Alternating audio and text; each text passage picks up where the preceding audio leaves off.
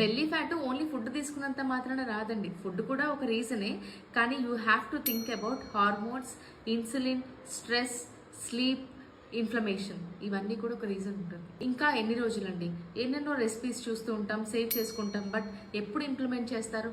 High protein breakfast ఎప్పుడు తీసుకుంటారు? Swiggy, జొమాటోలో order చేసుకున్న 40-50 మినిట్స్ టైం పడుతుంది. అంతలోపే మనం ఇంట్లోనే హెల్తీగా ఫుడ్ కూడా ప్రిపేర్ చేసుకోవచ్చు. మీరు సూపర్ మార్కెట్కి వెళ్ళినప్పుడు ఏమైతే గ్రాసరీస్ ఇంటికి తెచ్చుకుంటారో ఆ గ్రాసరీస్ మీదనే మీ హెల్త్ అనేది డిసైడ్ అవుతుంది. వీలైనంత వరకు ప్రాసెస్డ్ ఫుడ్ కానీ ప్యాకేజ్డ్ ఫుడ్ కానీ ఖచ్చితంగా అవాయిడ్ చేయండి. దిస్ ఈజ్ యువర్ ప్రాపర్టీ, ప్రాపర్గా మెయింటైన్ చేసుకోవాలి. డెస్ట్రాయ్ మాత్రం చేయకండి. నెక్స్ట్ డేని ముందు రోజే ప్లాన్ చేసుకోండి. ఏది ఏమైనా సరే బ్యాలెన్స్డ్ మీల్ ఇంక్లూడ్ చేయడం మర్చిపోవద్దు.